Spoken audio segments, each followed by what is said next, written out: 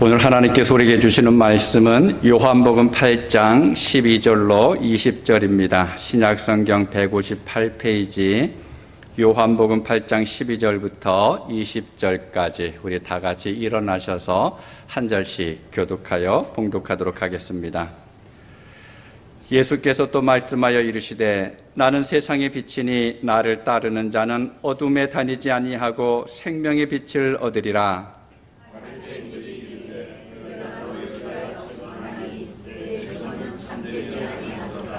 예수께서 대답하여 이르시되 내가 나를 위하여 증언하여도 내 증언이 참되니 나는 내가 어디서 오며 어디로 가는 것을 알거니와 너희는 내가 어디서 오며 어디로 가는 것을 알지 못하느니라.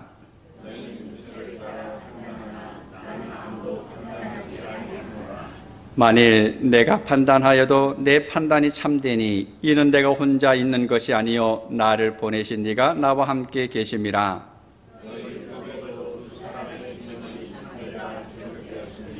내가 나를 위하여 증언하는 자가 되고 나를 보내신 아버지도 나를 위하여 증언하시느니라.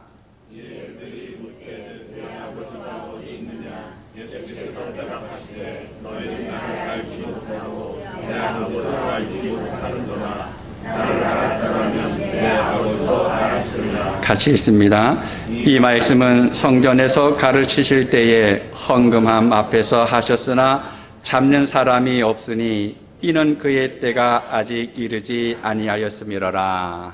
아멘. 자리에 앉아 주시기 바랍니다. 하룻밤 사이에 꽃이 만발했습니다. 어제 기온이 80도가 넘었었는데 이 꽃들이 약속을 한 것처럼 한 번에 다 피었습니다. 예전과는 다르게 그 나무마다 꽃송이들이 좀 더 풍성하게 달려 있는 것 같습니다. 여러분, 하나님께서 그려놓으신 아름다운 세상입니다. 마음껏 구경하시고 또 하나님을 찬양하는 여러분 되실 수 있기 바랍니다. 요즘 세계 곳곳에서 일어나는 일들을 보면서 지구가 스스로 보호하기 위해서 자기 자신을 보호하기 위해서 몸부림치고 있는 것이 아닌가 하는 생각이 들 때가 있습니다. 이미 여러분이 아시는 것처럼 지난 주간에 한국에서는 한 사람의 실수로 해서 시작된 산불 때문에 엄청난 피해가 있었습니다. 한국에서는 역대 최고가 되지 않을까라고 하는 이야기가 나오는데요. 여러분, 10일 동안 이 불이 타면서 그 울창했던 숲들이 사라지고 또 그 숲에서 삶을 살아가던 그 터전들이 사라지고 많은 유적과 또 사람들이 살고 있었던 집도 불탔고 많은 생명을 잃었습니다. 그렇게 많은 사람들이 달려들고 또 헬기도 수십 대가 모여서 불을 껐는데도 불구하고 그 꺼지지 않는 불을 바라보면서 참 답답했습니다. 아니, 아팠습니다. 그 이야기를 듣고 사진을 볼 때마다 나도 모르게 눈물이 났습니다. 그래서 여러분도 그러셨겠지만 눈물로 기도했습니다. 그런데 하나님께서 감사하게도 비를 잠시 주셔서 이제 큰 불길이 잡히고 또 산불이 꺼지도록 했습니다. 이제 잔불을 정리하고 있는데 여러분, 이때 내린 비가 어느 정도인지 혹시 보신 분 계시나요? 3mm입니다. 3mm면은 어느 정도 될까요? 요 손톱 여러분 조금 깎지 않으면 하얗게 나오는 손톱만큼, 정말 말 그대로 손톱만큼 하나님께서 비를 내려셨는데 엄청난 기세를 자랑하던 불이 꺼졌습니다. 대단하신 하나님이시죠. 물론 아직 완전히 꺼지진 않았습니다. 불길이 살아나기도 하고 잔불이 곳곳에서 남아 있습니다.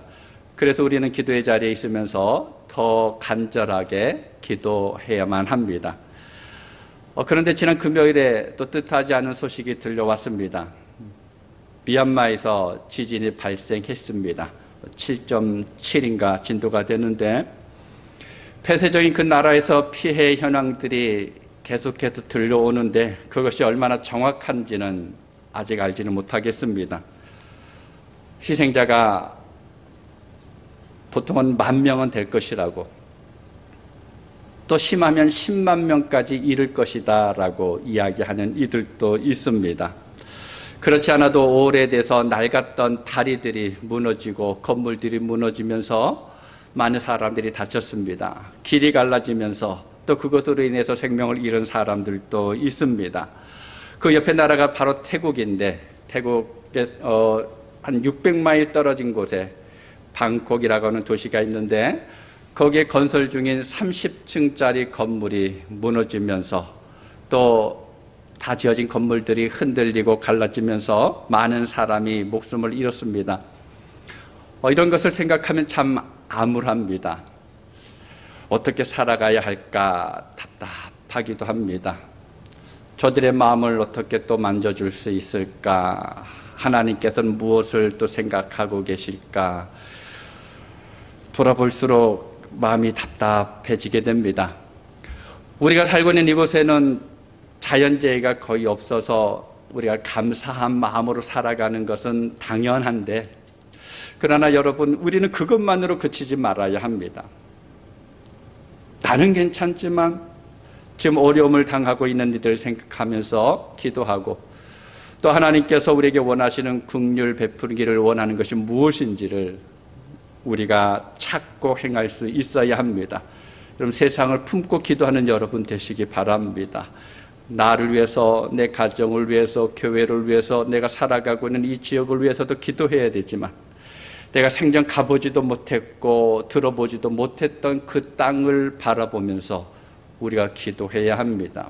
하나님께서 우리에게 주신 책임입니다. 여러분들 기도의 자리를 지킬 수 있는 여러분 되시기 바랍니다. 우리 잠시 기도하겠습니다.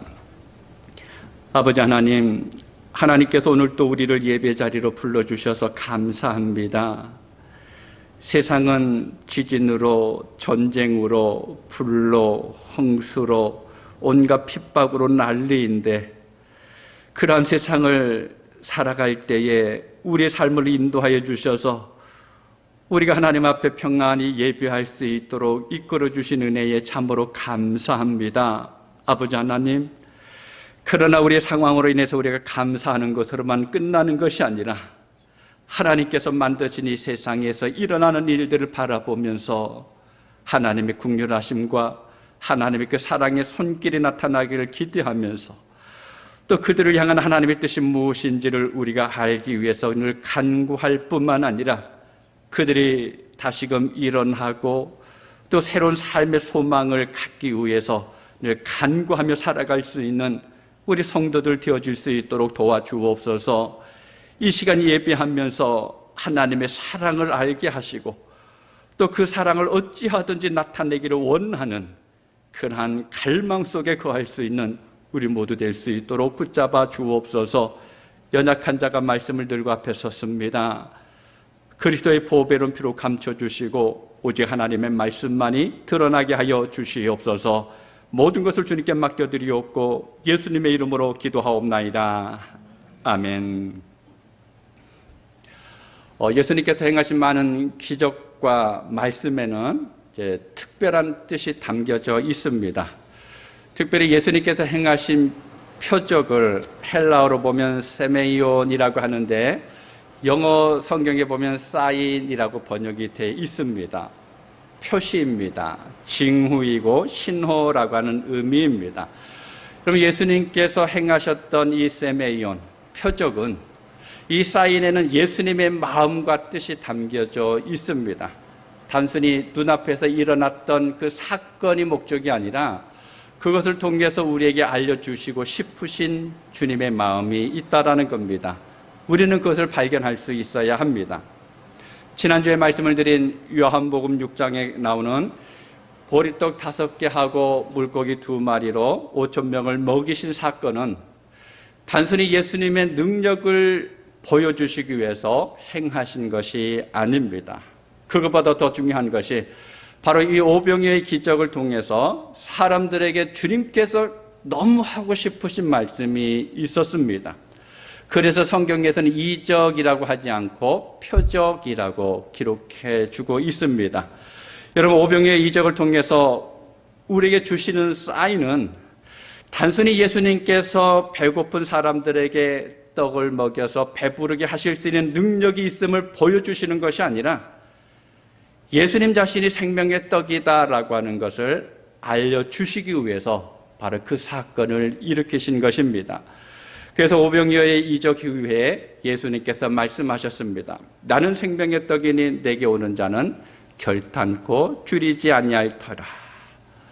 여러분, 한 주간 동안 생명의 떡을 많이 드셨습니까? 사랑하는 그레이스 성경교회 성도 여러분, 떡은 감상하고 잘 간직하는 것이 아니라 먹어야 한다라고 말씀을 드렸습니다. 여러분, 많이 드시기 바랍니다. 아무리 드셔도 그 떡은 사라지지 않습니다. 매일매일의 삶 속에서 생명의 떡인 예수님을 먹으실 수 있기 바랍니다. 여러분, 세상을 살아가는 순간마다, 아니 생각이 날 때마다 예수 그리스도를 나의 구주로 고백하실 수 있기 바랍니다. 그래, 예수님께서 나를 구원해 주셨지. 예수님과 언제나 동행하시기 바랍니다. 내 옆에 예수님이 함께 계시다라고 하는 사실을 여러분 생각하고 인정하실 수 있기 바랍니다. 그로 인해서 주님께서 주시는 영생을 누리고 또 하나님과 언제나 아름다운 사랑의 관계를 지속해 갈 수 있기를 소망합니다. 그리고 오늘 본문에서 예수님은 또다시 자신이 누구인지를 말씀하십니다. 에고 에이미 토포스, 나는 빛이다. 나는 세상의 빛이다. 그래서 나를 따르는 사람은 어둠 속에서 생활하지 않을 것이다. 그 사람은 생명의 빛을 얻을 것이다 라고 이렇게 선언하셨습니다. 오늘 본문의 배경이 되는 요한복음 7장과 8장에 보게 되면 그 유대인들의 3대 절기 중에 하나인 장막절, 또 초막절이라고도 하죠. 그 명절 동안에 예루살렘 성 안에서 예수님께서 행하셨던 일들을 기록해 주고 있습니다. 이 장막절의 마지막 날에는 보통 두 가지를 행한다고 합니다. 먼저는 이사야서 12장 3절에서 그러므로 너희가 기쁨으로 구원의 우물들에서 물을 기르리로다 라고 하는 이 말씀을 기념하기 위해서 예루살렘 백성들이, 아니 이스라엘의 모든 백성들이 실로암 못에 내려가서 물을 깃는 행사를 한다고 합니다. 제사장들이 물통에 물을 가득 담아서 들고는 그곳에 온 백성들과 함께 시편의 찬송을 부르면서 예루살렘 성전까지 올라갑니다. 그리고 길어온 물을, 그 물통의 물을 제단에다가 다 붓습니다. 이 의식을 행하는 이유가 있습니다. 바로 물이 없는 광야에서 하나님께서 이스라엘 백성들에게 마실 물을 주시기 위해서 반석에서 물 내신 것을 기념하기 위해서입니다. 그리고 그 물을 주신 하나님께 감사하기 위해서 이 예식을 행하게 됩니다. 그리고 두 번째로는요, 오늘 본문의 직접적인 배경이 되는 등불놀이입니다. 이 등불놀이는 여자들도 또 이방인들도 들어갈 수 있는 예루살렘 성전 뜰에서 이루어지게 되는데, 거기에 보통 커다란 기둥 4개를 세워 놓는다고 합니다. 그리고 그 위에다가 화루를 두고는 큰 불을 밝히는데, 그 불이 얼마나 환한지 예루살렘 전체를 밝힐 만큼 큰 불을 그날 밝힌다고 이야기합니다. 어두웠던 그 예루살렘의 밤 하늘이 환하게 빛나는 그 초막절 마지막의 축제를 즐기면서 예수님께서 하신 말씀이 내가 세상의 빛이다 라고 하셨습니다. 예수님께서 예루살렘 성전뜰에서 이루어지고 있는 등불놀이 행사를 바라보면서, 환하게 타오르는 그 불빛을 바라보면서, 그래서 순간 어두웠던 예루살렘 거리들이 환해지는 것을 보시면서 그것에 모인 사람들에게 말씀합니다. 본문 12절 우리 함께 읽도록 하겠습니다. 예수께서 또 말씀하여 이르시되 나는 세상의 빛이니 나를 따르는 자는 어둠에 다니지 아니하고 생명의 빛을 얻으리라. 그런데 예수님이 하시는 이 말씀을 바리새인들이 들었습니다. 예수님의 말이 틀렸다라고 이야기합니다. 예수님이 거짓말하고 있다라고 말합니다. 내가 감히 뭔데 세상의 빛이라고 말을 하느냐?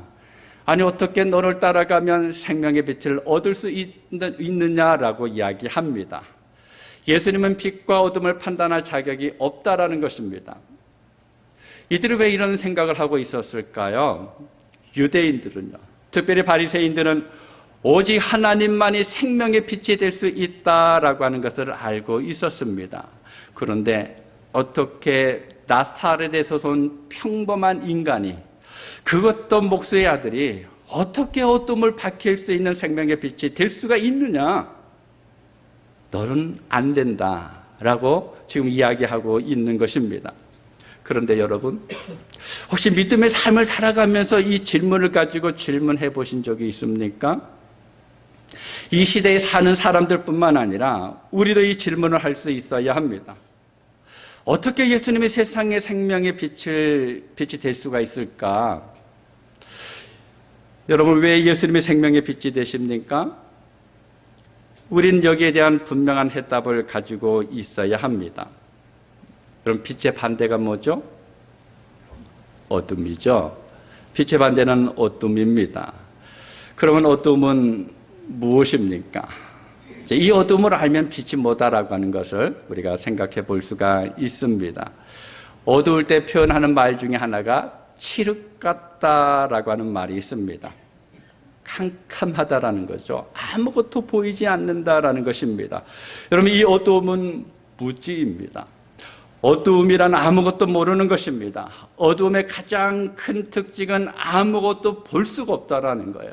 그래서 캄캄한 밤이면 불빛의 도움이 없이는 아무것도 볼 수가 없습니다. 여러분, 어두움은 세상의 모든 것을 감추어 버립니다. 사람의 눈은 한 7천만 가지 색깔을 구별할 수 있다라고 이야기합니다.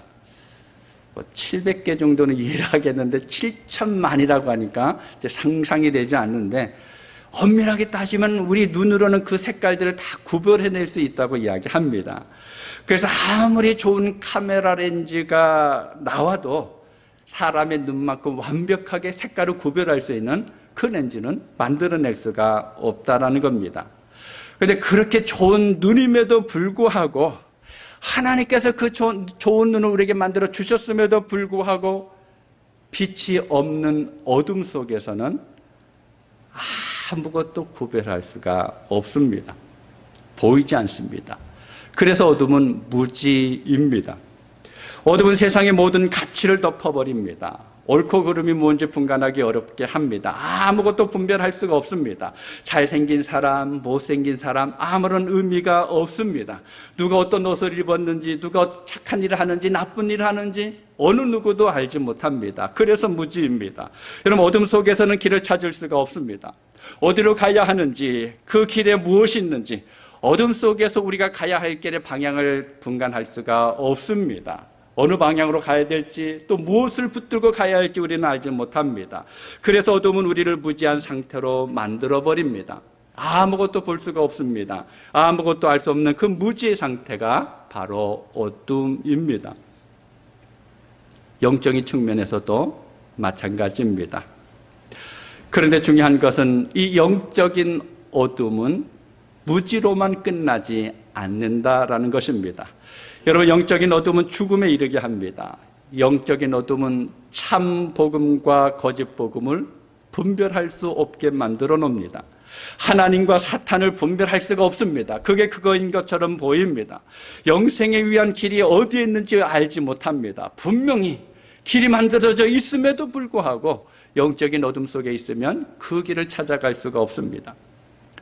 니고데모가 어느 날 밤에, 캄캄한 밤중에 다른 사람들 몰래 예수님을 찾아와서 어떻게 하면 영생을 얻을 수 있겠냐라고 물었습니다. 예수님께서 다시 태어나야만 한다고, 거듭나야 한다라고 말씀하셨습니다. 그런데 영적으로 어두운 이 니고데모는 예수님의 말씀을 알지 못했습니다. 그래서 어떻게 생각했습니까? 정말 엄마 뱃속에 다시 들어갔다가 또 나와야 되는 줄 알았습니다. 이것이 영적으로 어두운 인간의 모습입니다. 이사야서 44장 18절에 보면 이사야 선지자가 우상을 섬기고 있는 이들에게 이렇게 선언합니다. 그들이 알지도 못하고 깨닫지도 못함은 그들의 눈이 가려서 보지 못하며 그들의 마음이 어두워져서 깨닫지 못함이니라.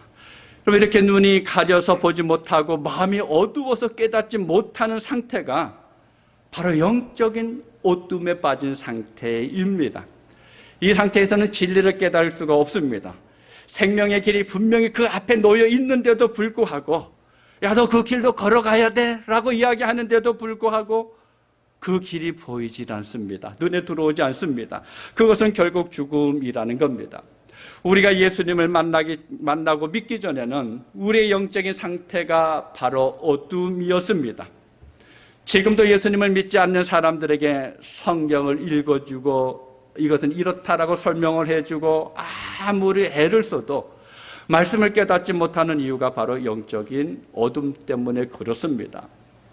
눈이 가려졌고 귀가 닫혀졌기 때문에 그렇습니다. 결국 생명의 빛으로 오신 예수 그리스도를 깨닫지 못하고 믿지 못하기 때문에 영원한 죽음, 심판에 빠질 수밖에 없습니다. 요한복음 3장 19절을 보면 우리 함께 읽도록 하겠습니다. 그 종계는 이것이니 곧 빛이 세상에 왔으되 사람들이 자기 행위가 악함으로 빛보다 어둠을 더 사랑한 것이니라. 어둠은 죽음입니다. 여러분, 빛은 생명입니다. 그래서 빛이 없으면 생명이 존재할 수 없습니다. 태초에 하나님께서 천지를 창조하시면서 혼돈과 흑암 속에서 가장 먼저 지은 것이 무엇이었습니까? 빛입니다. 이 빛으로 인하여서 세상의 모든 것이 시작됐습니다. 그런데 아담과 하와의 불순종의 죄로 말미암아서 이 빛을 잃어버리고 말았습니다. 하나님의 빛을 잃고 나니까 결국 인간은 어둠에 갇힐 수밖에 없었습니다.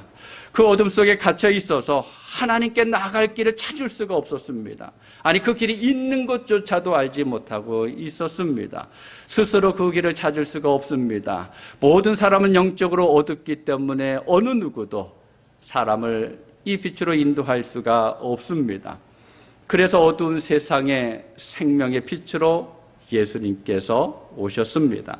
요한복음 1장 4절에 말씀합니다. 그 안에 생명이 있었으니 이 생명은 사람들의 빛이라. 그분 안에는 생명이 있습니다. 그 생명은 세상 사람들을 비추는 빛입니다. 그분이 누구입니까? 그 생명이 누구입니까? 예수 그리스도이십니다. 이 생명은 잠깐만 있는 것이 아니라 영원히 있는 생명입니다. 오직 예수 그리스도만이 우리에게 영생을 주시는 하나님이 보내신 빛이 되십니다. 여러분, 이 사실을 믿으실 수 있기를 바랍니다. 여러분, 빛으로 오신 예수님께서 왜 생명의 빛이 되실까요? 그분이 참된 빛이기 때문에 그렇습니다. 참빛이기 때문에 생명의 빛입니다. 요즘 일반 가정의 지붕에도 보면 태양광 패널을 설치한 곳을 볼 수가 있습니다. 그럼 패널만 폼으로 이렇게 해놓은 집은 없겠죠. 그럼 반드시 발전기도 아마 충전기라고 해야 되나요? 배터리도 같이 연결되어져 있을 텐데 몇 날 며칠 구름이 짙게 끼어 있으면 이 패널이 제대로 작동을 할까요?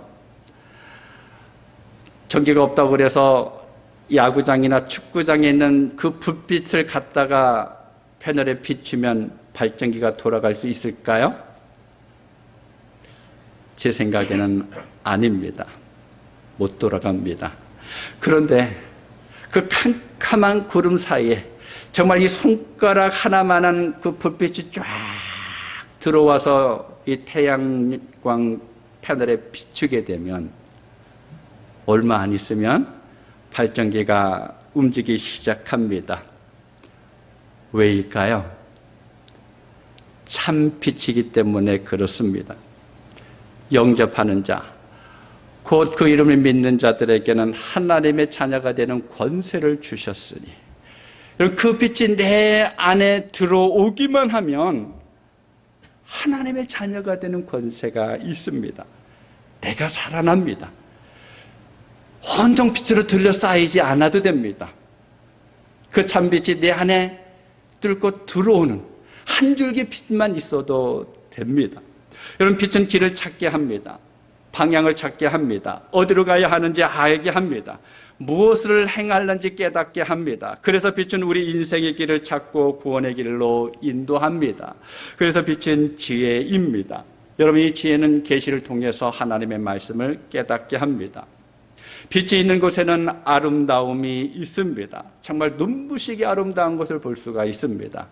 요즘 꽃이 활짝 폈는데요, 여러분, 잔뜩 흐린 날 보는 그 꽃하고 화창하게 개인 날 보는 꽃하고 같을까요? 어떨 것 같습니까? 아마 햇빛이 환하게 비치는 날 보는 그 꽃이 훨씬 강렬하고 아름답습니다. 예수님이 바로 그 빛이시다라는 겁니다. 영광 가운데 계시는 그분이 죄로 가득한, 그래서 어두운 세상에서 살아가고 있는 우리를 향해서 사람의 몸으로 세상에 빛이 되셔서 오셨습니다. 저와 여러분을 빛 가운데로 인도해서 그곳에 거하게 하려고 주님께서 오셨습니다. 여러분, 우리 안에는 가득한 죄의 어둠을 물리치고 하나님의 영광의 빛을 비추시고 우리를 그 빛을 따라가는 영생의 길로 인도하시기 위해서 세상에 빛으로 오셨습니다. 에베소서 5장 8절 9절에 보면 사도 바울이 이렇게 선포합니다. 우리 함께 읽도록 하겠습니다. 너희가 전에는 어둠이더니 이제는 주 안에서 빛이라. 빛의 자녀들처럼 행하라. 빛의 열매는 모든 착함과 의로움과 진실함에 있느니라. 아멘.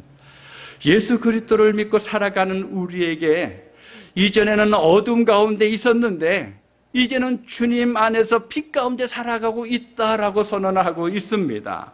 그러기에 우리는 빛에 속한 자녀답게 살아가야 한다라고, 아니 그렇게 살 수 있다라고 이야기합니다. 왜냐하면 우리 안에 세상의 빛으로 오신 예수 그리스도가 밝히는 빛이 우리를 선하고 의롭고 진실한 삶으로 인도해 가시기 때문에 그렇습니다. 내가 몸부림치며 살아가게 가는 것이 아니라 내 안에 비춰진 예수님의 그 빛이 우리를 그렇게 이끌어 간다라는 거예요. 사랑하는 여러분, 세상의 모든 식물은 햇빛이 있어야 자랄 수가 있습니다. 그래서 식물들은 햇빛을 향하여 자랍니다. 물론 음지식물들이 있기도 하지만 근데 그 식물도 때때로 햇볕을 필요로 합니다. 그래서 식물의 꽃이나 잎을 자세히 살펴보면 아침에는 동쪽을 향했다가 저녁에는 서쪽으로 방향을 튼 것도 볼 수가 있습니다. 여러분, 해바라기 아시죠? 해바라기가 왜 해바라기일까요? 해를 따라서 고개를 쫙 움직입니다. 해가 지면 어떻게 합니까? 고개를 탁 떨궈냅니다. 여러분, 식물에게 있어서 햇볕은 때려야 뗄 수가 없습니다. 마찬가지로 우리 인간들도 햇볕이 있어야 육체가 살 수가 있습니다. 햇빛 비타민이라고 여러분 아시죠? 비타민 D입니다. 햇빛을 통해서만 만들어질 수가 있습니다. 알러지나 아토피가 있는 사람들도 햇빛을 많이 받으면 고쳐질 수 있다고 이야기하기도 합니다. 그런데 요즘 우리는 그 햇빛을 받으면서 걱정을 해요. 자외선 때문에. 그런데 학자들은 이야기합니다. 하루에 1시간 정도는 햇빛을 마음껏 쐬도 아무 상관이 없다라고 이야기합니다. 여러분, 우리 몸도 식물과 마찬가지로 햇빛을 잘 따라가야지만 건강하게 살 수가 있습니다. 하물며 하나님의 형상으로 지음받은 우리의 영혼은 어떨까요? 하나님을 바라보아야만 살 수 있는 우리의 영혼은 어떨까요? 세상의 모든 동물들은 그 머리를 땅으로 향하게 되어 있습니다. 그런데 하나님의 형상으로 지음받은 우리 사람은 하늘로 향하고 있습니다. 여러분, 그 이유가 무엇이라고 생각하십니까? 인간은 하나님을 바라볼 때 살 수가 있습니다. 햇빛을 전혀 보지 못하는 식물이 죽는 것처럼 하나님의 빛이 비춰지지 않는 인간은 죽을 수밖에 없다라는 것입니다. 빛이 없는 곳은 어두움뿐입니다. 예수님은 세상의 빛으로 오셨습니다. 생명을 주시기 위해서 오셨습니다. 이 빛만이 죽음의 어둠을 물리칠 수가 있습니다. 예수님이 어두운 세상에 우리에게 생명을 주시기 위해서 오신 생명의 빛입니다. 하나님이 보내신 그 빛을 믿고 따를 때 우리에게 영생이 있다라고 하는 그 사실을 분명하게 믿으실 수 있기 바랍니다. 세상의 빛으로 오신 예수 그리스도만이 유일한 생명의 빛이고 구원의 빛이 되심을 여러분 믿으시기 바랍니다. 빛의 자녀들처럼 사시기를 바랍니다. 그것이 하나님께서 우리에게 주신 사명입니다. 내가 이 땅을 살아갈 때 착함과 의로움과 진실함으로 이 어두운 세상을 밝힐 수 있는 여러분 되시기 바랍니다. 내 안에 들어왔던 그 그리스도의 빛을 드러내면서 사는 삶이 바로 착하고 의롭고 진실하게 사는 삶입니다. 우리 그레이스 성경교회 모든 성도들이 이 생명의 빛을 드러내며 살 수 있기를 소원합니다. 존 메가더 목사님이 이런 이야기를 했습니다. 이 세상에서 가질 수 있는 모든 것을 얻는다 해도 그리스도 없이 산다면 영원한 파멸일 뿐입니다. 비록 세상에서 모든 것을 넘치도록 소유했을지라도 예수님이 없으면 결국 아무런 의미가 없습니다. 반대로 나에게 남은 것이 없을지라도, 내가 열심히 살아왔는데도 불구하고 내 손에 쥐는 것이 별거 없을지라도 예수님의 이름을 붙들고 있다 그러면 참된 소망이 있습니다. 여러분 진지하게 여러분 스스로에게 한번 대답해 보시기 바랍니다. 정말 그렇다고 고백할 수 있습니까? 생명의 빛, 예수님이 내 안에 계신 것만으로 만족하십니까? 예수님이 사람의 온 천하를 얻고도 자기 목숨을 잃으면 무엇이 유익하리로라고 말씀하셨습니다. 우리는 우리 눈에 보이는 일시적인 것이 아니라 보이지 않는 영원한 생명을 주시는 예수 그리스도를 추구하면서 살아가야 합니다. 따라서 우리는 이 땅에서 더 많은 것을 소유하는 것에 목적을 두는 것이 아니라 하나님과의 관계를 빛 가운데 거하고 있는 것을 최우선으로 삼을 수 있어야 합니다. 영원한 생명이 없다면 이 세상에서 무엇을 얻든지 결국은 헛될 수밖에 없기 때문에 그렇습니다. 사랑하는 여러분, 빛 가운데 있어야 영원한 생명 하나님의 나라를 차지할 수가 있습니다. 오늘 예배하는 저나 여러분 모두는 세상의 빛 대신 예수님을 따름으로 인해서 생명의 빛을 얻고 또 그 가운데 거하며 살아가실 수 있기를 바랍니다. 비록 나는 넘어지고 쓰러지고 아파하고 또 추한 모습이 있다 할지라도 내 안에 생명의 빛이 계시다고 하는 것을, 아니 그 주님께서 여전히 나를 향해서 그 빛을 비추고 계시다라고 하는 것을 분명하게 믿으면서 주님을 향해서 나갈 수 있는 여러분의 삶이 되실 수 있기를 주님의 이름으로 축복합니다. 기도하겠습니다. 아버지 하나님 감사합니다. 우리는 죄 가운데 있었고 결국은 죽음의 길로 달려가고 또 영원한 사망 속에 있었지만 그러한 우리를 살리시기 위해서 세상에 빛으로 오시고 영원한 생명을 우리에게 주시니 감사합니다. 우리가 한 것이 아무것도 없었는데 그 빛을 우리에게 비춰주셨습니다. 내가 예수님을 바라보지 않았는데도 내 안에 영원한 생명의 빛을 비춰주셔서 나를 하나님의 자녀 삼아주셨고 하나님을 예비하면서 이 땅에서 하나님께서 원하시는 선하고 아름다운 삶을 살아갈 수 있도록 이끌어 주셔서 참으로 감사합니다. 우리 그레이스 성경교회 모든 성도들이 이것을 늘 기억하면서 내 안에 비추어진 그 빛을 드러내고 그 빛을 따라가 살아가면서 그 빛 대신 예수님을 찬양하며 그 빛의 나라를 향하여 걸어갈 수 있도록 도와주시옵소서. 그래서 우리 모든 삶을 통해서 하나님의 영광이 선포되게 하여 주옵소서. 예수님의 이름으로 기도하옵나이다. 아멘.